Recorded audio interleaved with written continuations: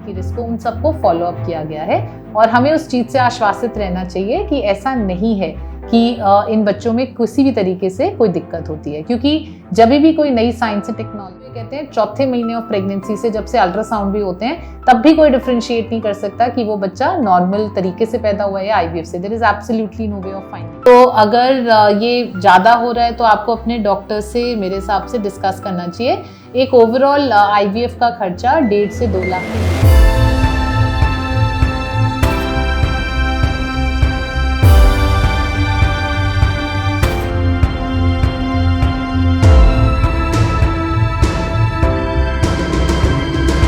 Hello friends, मेरा नाम doctor Shweta Goswami है और आज हम जिस विषय के बारे में बात करेंगे वो एक इम्पॉर्टेंट है जो हम सबके मन में आता है जब हम फर्टिलिटी ट्रीटमेंट्स लाइक आईवीएफ या टेस्ट ट्यूब बेबी के बारे में सोचते हैं। और वो ये है कि क्या जो बच्चे पैदा होते हैं आईवीएफ के टेक्निक से, टेस्ट ट्यूब बेबी से, क्या वो उतने ही नॉर्मल होते हैं जैसे कि नॉर्मल प्रेगनेंसी। तो मैं आपको ये आश्वासन दिलाना चाहूँगी कि बहुत सारे साइंटिफिक ट्रायल्स हुए हैं। अब ये जो विज्ञान है वो 40-45 साल से है। जो पहला बच्चा पैदा हुआ था वो 1979 में लंदन में पैदा हुआ था। जो दूसरा बच्चा है वो उसी के अगले साल इंडिया में, भारत में, हमारे कैलकाटा में पैदा हुआ था। तो अब उसको हम 40-45 साल से उन सारे बच्चों को फॉलो अप कर रहे हैं, परख रहे हैं और देख रहे हैं। और ये चीज़ वैज्ञानिकली कहीं ना कहीं कंक्लूड हो रही है, प्रूव हो रही है कि वो बच्चे उतने ही नॉर्मल होते हैं जितने की कोई भी नॉर्मल प्रेगनेंसी से हुआ हो। देखिए, आईवीएफ प्रेगनेंसी और एक नॉर्मल प्रेगनेंसी में एक ही फर्क होता है कि पहले 3 महीने जो प्रेगनेंसी के होते हैं, प्रेगनेंसी को एक बाहर से हार्मोनल सपोर्ट चाहिए होता है। वो आपको दवाई वगैरह के माध्यम से और कभी कभी कुछ इंजेक्शन के माध्यम से देना होता है। बट बच्चे का जो डेवलपमेंट है वो किसी भी तरीके से एक आईवीएफ या नॉन आईवीएफ प्रेगनेंसी के केस में डिफरेंट नहीं होता। और वही बात है, हम बार बार यही कह रहे हैं कि ये ऐसा नहीं है कि बस हम ऐसा बोल रहे हैं या 10-15 बच्चों को फॉलो अप करके किया हुआ है। आज की डेट में लाखों बच्चे भारत में भी और पूरे संसार में आईवीएफ की टेक्निक से पैदा हुए हैं। उन सबको 20-20, 25-25 साल तक फॉलो अप किया गया है। उनके कोई भी रिस्क हो, जैसे कि उनकी कोई बनावटी खरावट की रिस्क हो या बच्चों में ओवरऑल कोई मेंटल डेवलपमेंट की रिस्क हो, उन सबको फॉलो अप किया गया है। और हमें उस चीज़ से आश्वासित रहना चाहिए कि ऐसा नहीं है कि इन बच्चों में किसी भी तरीके से कोई दिक्कत होती है, क्योंकि जब भी कोई नई साइंस एंड टेक्नोलॉजी आती है हर किसी के मन में ये क्वेश्चन तो आता ही है। अच्छी बात यह है अब 40 साल से ऊपर हो जाने के बाद लोगों में ये कॉन्फिडेंस बढ़ रहा है। ज़्यादा से ज़्यादा लोग आईवीएफ के टेक्निक को अपनाने की सोच रहे हैं, क्योंकि मन में जो एक शंका थी कि सब ये सेफ भी है कि नहीं, हम जो प्रोसीजर कर रहे हैं वो आर्टिफिशियल तो नहीं है, इन सारी चीज़ों को कहीं ना कहीं अब ईज आउट किया जा रहा है कि नहीं, ऐसा कुछ नहीं है। कितने ही लाखों बच्चे हैं जो बिल्कुल भी आप तो पहचान भी नहीं सकते कि वो आईवीएफ से हुए हैं, नॉर्मल से हुए हैं। और डिलीवरी के बाद क्या, हम तो ये कहते हैं चौथे महीने ऑफ प्रेगनेंसी से जब से अल्ट्रासाउंड भी होते हैं तब भी कोई डिफरेंशिएट नहीं कर सकता कि वो बच्चा नॉर्मल तरीके से पैदा हुआ है या आईवीएफ से। There is absolutely no way of finding that out, है ना। और हम कहते हैं कि जो है पहले 3 महीने हमने उसको ज्यादा सपोर्ट देना है। वो प्रेगनेंसीज एकदम नॉर्मल होती हैं। हमारे जो भी नॉर्मल जेनेटिक टेस्ट होते हैं वैसे ही होते हैं। बच्चा चाहे नॉर्मल डिलीवरी से पैदा हो चाहे वो सिजेरियन सेक्शन से पैदा हो, उससे कोई फर्क नहीं पड़ता। प्रेगनेंसी की मैनेजमेंट पे आईवीएफ या टेस्ट ट्यूब बेबी का कोई फर्क नहीं पड़ता है। बच्चा बस 3 से 5 दिन तक जो चीज फेलोपियन ट्यूब में बॉडी के अंदर ग्रो करता है वही चीज लैब में मीडिया के माध्यम से ग्रो करी जाती है। बट 5वें दिन बच्चा वहीं पहुंच जाता है जहां वो बिलोंग करता है, जो माँ का गर्भ होता है।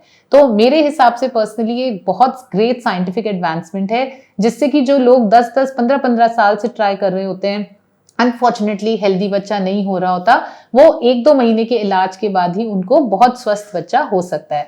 तो मैं आपको दोबारा ये आश्वासन दिलाना चाहूंगी कि इस चीज को लेके अपने मन में शंका ना रख के आप आगे बढ़ें। जो साइंटिफिक एडवांसमेंट्स हैं उसको यूज करें, क्योंकि ये टेक्नोलॉजी लाखों लोगों की बहुत मदद कर रही है और हमें भी उससे नहीं हिचकिचाना चाहिए। धन्यवाद। तो YouTube कमेंट सेक्शन में जो कुछ क्वेश्चंस आए हुए हैं हम उनके सवाल का जवाब दे देते हैं। आपके भी कोई भी सवाल हो तो बेहिचक हमसे जरूर पूछेगा, हम पूरी कोशिश करेंगे कि हम उनका जवाब आप तक पहुंचाएं। तो पहला सवाल है कि क्या आईवीएफ एक सेफ प्रोसीजर है, क्या उसका कोई इफेक्ट होता है हमारे लॉन्ग टर्म हेल्थ कंडीशन पे। तो इन कंटिन्यूएशन जो हम अभी बात ही कर रहे हैं, जैसे कि बेबीज को लिए हम कहते हैं कि ये प्रोसीजर एकदम सेफ है, उसी तरह मदर्स के लिए, मतलब जो महिला भी आईवीएफ करा रही हैं उनके लिए बहुत सेफ प्रोसीजर है। शॉर्ट टर्म थोड़े बहुत साइड इफेक्ट हो सकता है, पेट में थोड़ा दुखन हो, थोड़ा उल्टी जैसा स्वभाव लगे, बट उसके अलावा कोई दिक्कत लॉन्ग टर्म नहीं होती। लॉन्ग टर्म ना इसमें कोई मदर को ना बेबी को कोई मेजर हेल्थ रिस्क होते हैं, तो काफी सेफ होता है। दूसरे एक ये अश्वरी पूछ रहे हैं कि अगर सब कुछ ठीक है एंड एम्ब्रियो इम्प्लांट नहीं हो रहा है तो क्या बॉडी रिसेप्टिव नहीं है, if the lining is good but वो फिर भी क्यों नहीं सक्सेसफुल हो पा रहा। तो ये अलग ही क्वेश्चन में ये पूछ रहे हैं कि अगर आईवीएफ हमारा फेल हो रहा है तो क्या बॉडी रिसेप्टिव नहीं है। तो देखिए यहाँ पे मैं बताना चाहूंगी कि बहुत important reason for an IVF failure, चाहे हमारे को एम्ब्रियो भ्रूण बहुत अच्छे क्यों ना लग रहे हो, 80% वो होता है एम्ब्रियो क्वालिटी है, जो इनर क्वालिटी है, जो हम शायद हर केस में परख नहीं पाते। सिर्फ 20% केसेस में हम कहते हैं कि बच्चेदानी का, मतलब यूट्रस की लाइनिंग का, एंडोमेट्रियम का, बॉडी का कोई इम्यूनोलॉजिक फैक्टर होता है, बट वो रेयरर फैक्टर्स होते हैं। बट हर पर्टिकुलर पेशेंट में ऑफ कोर्स हमें इंडिविजुअलाइज तरीके से देखना पड़ता है, अपनी तरफ से कंक्लूड करना पड़ता है कि क्या कारण हो सकता है। और निर्मल ये कह रहे हैं कि व्हाट इज द रीजन कि हमारा एक नॉर्मल 2 सेंटीमीटर्स का सिस्ट दिख रहा है ऑन डे 2 ऑफ स्टिमुलेशन। सो निर्मल देखिए, मैं आपको ये बताना चाहूंगी कि सिस्ट जो हैं वो किसी भी महिला की लाइफ में आते जाते रहते हैं। इट इज नॉर्मल कि हमारे कभी कभी सिस्ट दिख जाए, अगर वो नॉर्मल सिंपल सिस्ट या हेमरेजिक सिस्ट है। ज्यादा बड़ा क्वेश्चन ये है कि अगर हम आईवीएफ या कोई स्टिमुलेशन स्टार्ट करना चाह रहे हैं तो क्या हम उस सिस्ट को इग्नोर कर सकते हैं, या हमारे को उसको ध्यान में रखते हुए शायद कभी कभी पोस्टपोन भी करना पड़े। तो अगेन उसके लिए आपके सारे क्लिनिकल पैरामीटर्स को ध्यान में रखना पड़ता है। लॉट ऑफ टाइम्स हम E2 ईस्ट्राडायल प्रोजेस्टेरॉन के ब्लड टेस्ट करते हैं और ये देखते हैं कि ये सिस्ट हार्मोन सिक्रीटिंग तो नहीं है। अगर ये हार्मोन सिक्रीटिंग है तो डेफिनेटली स्टिमुलेशन उस साइकिल में नहीं स्टार्ट किया जाता। अगर वो हार्मोन लेवल्स नॉर्मल आते हैं तो योर डॉक्टर कैन डिसाइड कि इसके बावजूद भी हम स्टिमुलेशन कर सकते हैं।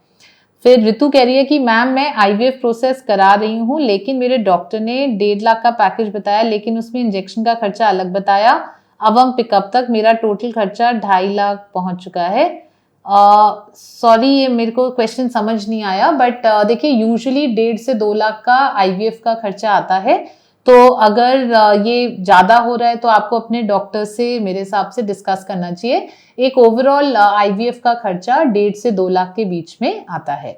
ठीक है, थैंक यू। तो आपके भी अगर ऐसा कोई भी सवाल हो तो आप हमसे जरूर पूछ सकते हैं, और आप कमेंट सेक्शन में अपने कोई भी विचार हैं उसको हमको मेंशन कर सकते हैं। Thank you. If you have any other questions, please put it in the comment section. If you want a more detailed discussion at our end, we could do an online consultation as well, for which you could check in the description or go to our website and book it online. I'd be more than happy to help you. Thank you.